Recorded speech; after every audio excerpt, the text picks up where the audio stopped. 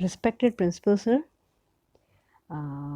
my very intelligent teachers, and my dear students, I am Manju Pandey from KVCRPF Rampur, a TGT Physical and Health Education teacher. आज का जो दिन है यानी 29 अगस्त, इस दिन को भारत में नेशनल स्पोर्ट्स डे के रूप में मनाया जाता है। तो आज हम इस वीडियो में नेशनल स्पोर्ट्स डे के बारे में बात करेंगे कि इस दिन को राष्ट्रीय खेल दिवस के रूप में क्यों मनाया जाता है। तो सबसे और इम्पोर्टेंस क्या है नेशनल स्पोर्ट्स डे की। तो ये हॉकी के लेजेंड हैं एक, शायद आप में से कुछ लोग इन्हें पहचानते होंगे, और अगर नहीं पहचानते तो मैं आपको बता दूं, ये हैं हॉकी के जादूगर। इनका नाम है मेजर ध्यानचंद जी। कहा जाता है कि बॉल इनके स्टिक से चिपक जाती थी। अगर बॉल इनके पास आ गई तो इनके पास से किसी को लेना बहुत मुश्किल काम है। वो बॉल सीधे गोल पोस्ट में ही जाके रुकती थी। तो इस दिन यानी 29 अगस्त को इनका जन्मदिन होता है। ये एक ऐसे खिलाड़ी थे जिनकी वजह से भारत ने ओलंपिक में 1928, 1932 और 1936 में गोल्ड मेडल जीता था। तो अब हम कुछ इनके जीवन के बारे में करीब से जानेंगे। मेजर ध्यानचंद सिंह, इनका पूरा नाम था मेजर ध्यानचंद सिंह, जबकि इनके बचपन का नाम था ध्यान सिंह। 29 अगस्त 1905 में इनका जन्म हुआ था। इनकी हाइट लगभग 5 फीट 2 इंच थी और 3 दिसंबर 1979 में इनका देहांत हो गया था। इनके पिता सूबेदार थे जिनका नाम था सोमेश्वर दत्त सिंह। ये हॉकी खेलते थे। इनके दो और भाई थे जिनका नाम था मूल सिंह एंड रूप सिंह। ध्यान सिंह पढ़ाई ज़्यादा नहीं पढ़े थे और उसके बाद और खेलों में भी कोई विशेष रुचि नहीं थी इनकी बचपन में। बचपन में अपने दोस्तों के साथ हॉकी खेलते थे।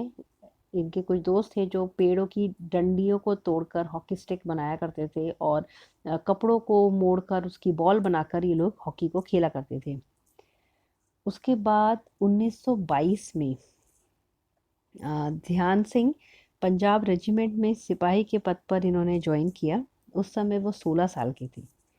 वहीं पर ब्राह्मण रेजिमेंट के मेजर भोले तिवारी ने उन्हें गेम्स के बेसिक सिखाए। पंकज गुप्ता इनके पहले कोच कहे जाते हैं ध्यान सिंह के। 1937 में इनका प्रमोशन हुआ लेफ्टिनेंट रैंक पर और 1956 में जब ये इंडियन आर्मी से रिटायर हुए एट द एज ऑफ 51, तो उस समय उनकी जो रैंक थी वो मेजर रैंक थी। इसलिए इन्हें हमेशा मेजर ध्यानचंद सिंह कहा जाता है। ध्यान सिंह का नाम ध्यानचंद क्यों पड़ा?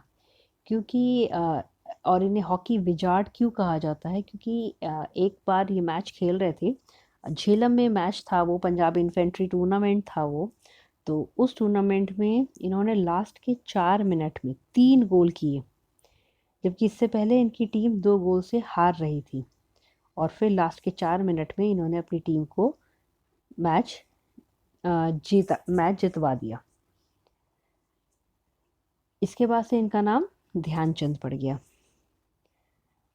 और इनकी ऐसे ही बहुत कंटिन्यूसली अच्छे परफॉर्मेंस करते रहे मैचेस में। इनकी इसी परफॉर्मेंस की वजह से इनका selection international hockey team of India के लिए हो गया। 1926 में ध्यानचंद इंडियन हॉकी टीम में सिलेक्ट किए गए। अब वो न्यूजीलैंड का टूर था। टूर के दौरान इंडियन टीम ने 20 गोल स्कोर किए एक मैच में, और उस मैच में ध्यानचंद ने अकेले 10 गोल किए। इंडिया टीम ने वहाँ पर 21 मैच खेले उस टूर में, जिसमें से 18 में वो जीते, 1 हारे और 2 मैच जो है वो ड्रॉ हो गया। ओलंपिक गेम्स में यानी 1928 का जो ओलंपिक गेम्स था उसमें 192 गोल्स किए टोटल टीम इंडिया ने, जिसमें से ध्यानचंद ने अकेले 100 गोल किए। जब वो वहाँ से लौटे तो उनको प्रमोशन मिला, आर्मी में उनको लांस नायक की पोस्ट जो है वो दी गई। एम्स्टर्डम ओलंपिक गेम्स जो 1928 में हुआ था, फाइनल मैच में जो 3 गोल किए इंडिया ने, उसमें से 2 गोल अकेले ध्यानचंद ने किए, जिसकी वजह से इंडिया ने नीदरलैंड को फाइनल मैच हराया और इंडिया ने गोल्ड मेडल जीता।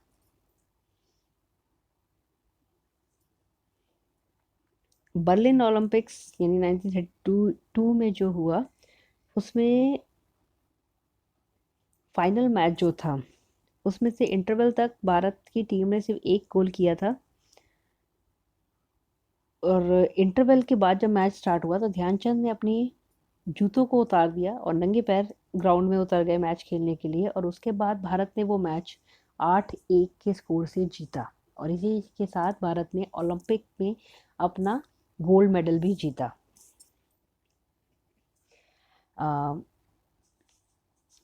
हिटलर जो थे, उन्होंने ध्यानचंद जी के खेल से वो बहुत ज़्यादा प्रभावित थे। उन्हें लगता था कि उनके स्टिक में कुछ ऐसी चीज़ है जिससे बॉल वो स्टिक से चिपक जाती है।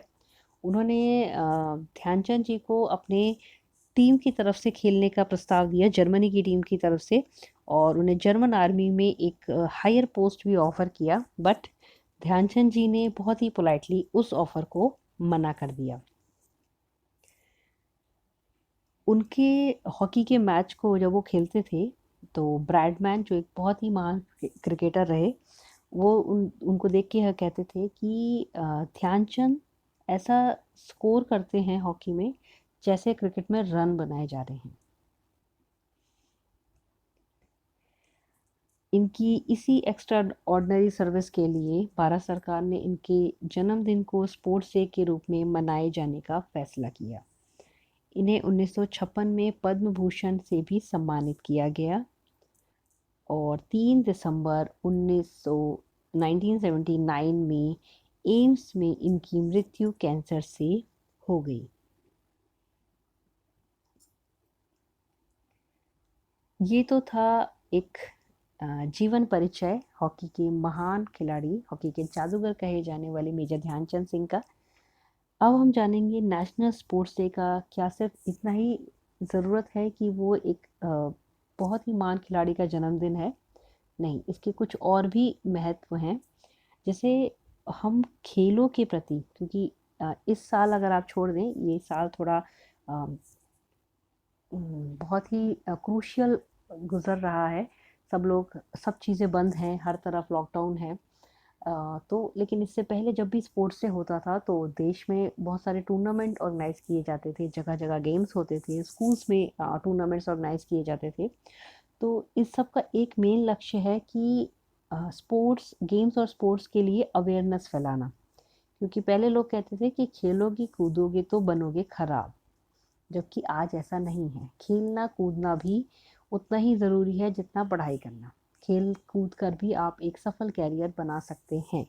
तो इस सब चीज़ के लिए एक अवेयरनेस फैलाना, कि सब जागरूक हो इन सब चीज़ के लिए, खेल सिर्फ एक शौक ना हो, एक कैरियर भी बनाया जा सकता है। इसके बाद जब हम खेलते हैं, जो लोग खेलते हैं वो जानते हैं कि हम जब भी खेलने जाते हैं तो हम वहाँ बहुत अलग अलग लोगों से मिलते हैं, जिनका सबका अलग अलग कल्चर होता है, अलग अलग लैंग्वेज होती है, रहन सहन अलग होता है, तो हमें नई नई चीज़ें सीखने को मिलता है, जिससे इंटीग्रेशन बढ़ता है और एकता बढ़ती है, हम नई नई चीज़ों के बारे में जानते हैं। और उसके बाद है fit India. Fit India program last year यानी 29 अगस्त 2019 में हमारे प्रधानमंत्री श्री नरेंद्र मोदी जी ने लॉन्च किया एक प्रोग्राम जिसका नाम है फिट इंडिया। इसका मेन उद्देश्य ये है कि फिटनेस कितनी ज़रूरी है किसी भी इंडिविजुअल के लिए, जो कि आजकल सब भूल चुके हैं, इतनी भागदौड़ भरी सबकी ज़िंदगी हो गई है। तो उनको याद दिलाना, क्योंकि इसके अंतर्गत बहुत ज़्यादा प्रोग्राम किए जाते हैं, बहुत टूर्नामेंट्स होते हैं, बहुत सारी चीज़ें होती हैं, जब लोग इसमें पार्टिसिपेट करते हैं तो वो अवेयर होते हैं अपनी फ़िटनेस के प्रति, तो उन्हें थोड़ा-थोड़ा रियलाइज़ होता है कि फ़िटनेस बहुत ज़रूरी है। और आज की जो ये आज का टाइम चल रहा है, इसमें तो बिल्कुल ही सबने ये चीज़ को रियलाइज़ करा है कि फ़िटनेस कितनी ज़्यादा ज़रूरी है। तो फिट इंडिया एक बहुत अच्छा प्रोग्राम है जो कि गवर्नमेंट ऑफ इंडिया ने स्टार्ट किया है। 29 अगस्त के दिन हमारे देश के राष्ट्रपति अ, खेल खेल जगत में जो अच्छे खिलाड़ी होते हैं, बहुत ही जिन्होंने अच्छा प्रदर्शन किया होता है, उन्हें अवार्ड दिए जाते हैं। तो ऐसे बहुत सारे अवार्ड्स दिए जाते हैं, जैसे कि राजीव गांधी खेल रत्न अवार्ड। राजीव गांधी खेल रत्न अवार्ड जो है हाईएस्ट स्पोर्टिंग ऑनर है, हमारे देश का एक स्पोर्ट्स में दिया जाने वाला सबसे बड़ा अवार्ड है। इसमें विनर जो विनिंग प्लेयर्स जो होते हैं, जो जीते होते हैं, उन्हें 7.5 लाख रुपए कैश और काफ़ी 7.5 लाख रुपए कैश। और इस साल राजीव गांधी खेल रत्न अवार्ड 5 खिलाड़ियों को दिया जा रहा है। रोहित शर्मा क्रिकेट में, Mariyappan Thangavelu para athlete, Manika Batra table tennis, Vinesh Phogat wrestling और रानी रामपाल हॉकी में। इसके अलावा द्रोणाचार्य अवार्ड, ये अवार्ड ऐसे कोचेस को दिया जाता है जो कि ऐसे प्लेयर्स को तैयार करते हैं जिन्होंने लगातार अच्छा परफॉर्मेंस किया है नेशनल और इंटरनेशनल लेवल पर। अर्जुन अवार्ड, द्रोणाचार्य अवार्ड भी इस साल 8 जो हैं उन्हें लाइफ टाइम कैटेगरी में अवार्ड मिल रहा है और 5 प्लेयर्स को रेगुलर कैटेगरी में अवार्ड दिया जा रहा है। और अर्जुन अवार्ड, ये अवार्ड भी ऐसे प्लेयर्स को दिया, ऐसे स्पोर्ट्स पर्सन को दिया जाता है जो कंटिन्यूसली अच्छा परफॉर्म करते हैं, लगातार 3 या 4 साल तक अच्छा परफॉर्मेंस करते हैं। इस साल 27 स्पोर्ट्स पर्सन को ये अवार्ड जो है वो दिया जा रहा है।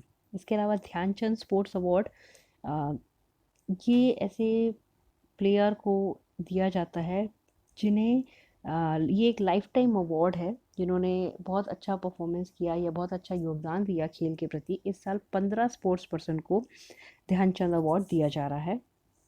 इसके अलावा मौलाना Abdul Kalam Azad trophy is given to the overall top performing university in inter university tournaments। और इसके अलावा राष्ट्रीय खेल प्रोत्साहन पुरस्कार का अवार्ड दिया जाता है जो कि खेलों को प्रोत्साहित करने के लिए दिया जाता है। अब फिटनेस को हम घर पे कैसे मेंटेन करें? जब सब कुछ खुला था, हम स्कूल में खेलते थे, हम बाहर खेलते थे, हम ग्राउंड में जा सकते थे, हम हर जगह जा सकते थे। जो खेलने के शौकीन थे, रोज़ मॉर्निंग वॉक में जाते थे लोग, सब चीज़ें थी। लेकिन फिर भी कुछ लोग ऐसे थे जो अपनी लाइफ में इतने बिजी होते हैं कि फिटनेस की तरफ बिल्कुल ध्यान ही नहीं देते हैं। और आज जब ये एक ऐसा टफ सिचुएशन आई है, टफ टाइम है, जिसमें सब कुछ बिल्कुल बंद हो चुका है, तब लोगों को अपनी फिटनेस की इम्पोर्टेंस का पता चल रहा है। क्योंकि जैसा कि सब जानते हैं कि कोरोना वायरस जो है, इसकी अभी तक कोई ऐसी दवा नहीं आई है मार्केट में जो ये कह सके कि वो कोरोना के लिए बिल्कुल मतलब कोरोना को बिल्कुल रोक सकता है। तो इसका सबसे एक बढ़िया इलाज यही है जो है वो स्ट्रॉन्ग इम्यूनिटी से इसको लोगों ने हराया है। जिसकी इम्यूनिटी स्ट्रॉन्ग है उसमें कोरोना वायरस के बहुत कम सिम्टम्स मिले हैं, बहुत ही माइल्ड सिम्टम्स, या फिर उनको ये अफेक्ट कर ही नहीं पाया है। तो और स्ट्रॉन्ग इम्यूनिटी के लिए जो है वो गुड फिटनेस की ज़रूरत होती है। अगर आपकी फिटनेस बहुत अच्छी है तो आपकी इम्यूनिटी स्ट्रॉन्ग होगी। तो फिर जब हम अब बाहर नहीं जा सकते तो फिर हमें घर में रहकर ही कुछ ऐसा करें कि अपनी फिटनेस जो है हमारी वो मेंटेन रहे। तो इसके लिए घर के बच्चे, घर के बड़े, घर के बूढ़े थोड़ा सा टाइम अपने लिए निकाल सकते हैं। आप मॉर्निंग में सुबह उठिए और अगर थोड़ी सी भी स्पेस है आपके घर में आसपास छत पे तो थोड़ी सी जॉगिंग कर सकते हैं, वॉकिंग कर सकते हैं, या स्किपिंग कर सकते हैं। कुछ नहीं तो योग कर सकते हैं, प्राणायाम कर सकते हैं। ये सब चीज़ें आप अगर नहीं आती हैं तो हम टीवी से या भी इंटरनेट से देखकर भी काफ़ी हद तक सीख सकते हैं। एरोबिक्स कर सकते हैं या डांस कर सकते हैं। Dance is a very good exercise for fitness. तो ये सब करके हम अपनी फ़िटनेस पर ध्यान दे सकते हैं। जैसे कि और स्पेशली बच्चे जो स्पोर्ट्स पर्सन हैं, जो गेम्स में कंटिन्यूअसली पार्टिसिपेट करते हैं, तो ऐसा ना हो कि वो घर पे बैठ जाएँ और उनकी फ़िटनेस बिल्कुल ही ख़राब हो जाए। तो उस चीज़ को भी ध्यान में रख के वो थोड़ा-थोड़ा अपनी जो फ़िटनेस को मेंटेन करके रख सकते हैं। और उसके अलावा जो कंटिन्यूअसली जैसे वर्क फ्रॉम होम चल रहा है, तो लोग कंटिन्यूअसली सुबह से लेके शाम तक बैठकर आपको कंटिन्यूअसली आप काम कर रहे हैं। तो बीच-बीच में फिट इंडिया में कुछ वीडियोज़ आए थे, फिट इंडिया ब्रेक, जो हमने अपने स्कूल में प्रोवाइड भी कराए थे। फिट इंडिया ब्रेक यानी बीच में 4-4 5-5 मिनट का ब्रेक जो मिलता है, लेते हैं हम ब्रेक कंटिन्यू। आप थोड़ा-सा उठ जाएँ अपनी सीट से और थोड़ी-सी एक्सरसाइज़ है जो आप अपने ऑफ़िस में कर सकते हैं, अपनी घर में कहीं भी कर सकते हैं। तो जिससे बॉडी में एनर्जी बनी रहती है और आप दोबारा किसी भी काम को करने के लिए अच्छे से तैयार हो जाते हैं। तो फिट इंडिया एक बहुत अच्छा प्रोग्राम है जिसमें नई-नई चीज़ें और बहुत सारी चीज़ें सीखने को मिली हैं। उसके बाद केवीएस हमारे केंद्रीय विद्यालय संगठन ने भी फ़िटनेस को ध्यान में रखकर बहुत सारे कदम उठाए हैं। जैसे एक सबसे बड़ा इनका कदम है फिट केवीएस यानी स्वस्थ बच्चे स्वस्थ भारत, एक प्रोग्राम लॉन्च किया गया है केवी में, जिसमें सभी बच्चों का फ़िटनेस टेस्ट होता है साल में 2 बार। और ये स्टार्टिंग में इसके लिए कई टीचर्स को, मतलब केवीएस के सभी टीचर्स को ट्रेन किया गया कि कैसे उनको बच्चों का टेस्ट लेना है, कैसे उनको रिकॉर्ड रखना है। तो केवीएस का एक ये बहुत अच्छा स्टेप है जिससे बच्चे अपनी फ़िटनेस के प्रति जागरूक हों। जब उन्हें पता चलता है कि हम 50 मीटर दौड़ रहे हैं, दूसरा बच्चा इतना अच्छा दौड़ा, हमारी स्पीड कम है, तो वो और अच्छे से अवेयर होते हैं फ़िटनेस के प्रति। वरना कुछ ही बच्चे खेलते हैं, बाकी बच्चे नहीं खेलना पसंद करते। तो जब ये एसबी यानी स्वस्थ बच्चे स्वस्थ भारत सबके लिए कंपल्सरी हुआ, तो बच्चों ने इस बारे में सोचना शुरू किया। आपको सिटअप्स लगाने हैं, डिप्स लगाने हैं, सब कुछ। तो बच्चे थोड़ा अवेयर हुए अपनी फ़िटनेस के प्रति। प्लॉगिंग रन हुआ लास्ट ईयर। स्पोर्ट्स टूर्नामेंट, एक बहुत अच्छे टूर्नामेंट्स केवीएस में कराए जाते हैं। पहले इंटर हाउस होते हैं जिसमें बहुत बच्चे बढ़ चढ़ कर हिस्सा लेते हैं, और रीजनल स्पोर्ट्स मीट और नेशनल स्पोर्ट्स मीट, ये बहुत ही अच्छे लेवल पर ऑर्गेनाइज होता है और सारी फैसिलिटी केवीएस केंद्रीय विद्यालय संगठन बच्चों को प्रोवाइड कराता है। अभी फिट इंडिया रन चल रहा है 15 अगस्त से, जिसमें बच्चे काफ़ी अच्छा पार्टिसिपेट कर रहे हैं फिट इंडिया रन में। रोज़ बच्चे अभी तक घर में बैठ, जब से लॉकडाउन हुआ है तो बच्चे घर में बैठ के बिल्कुल बोर हो चुके हैं।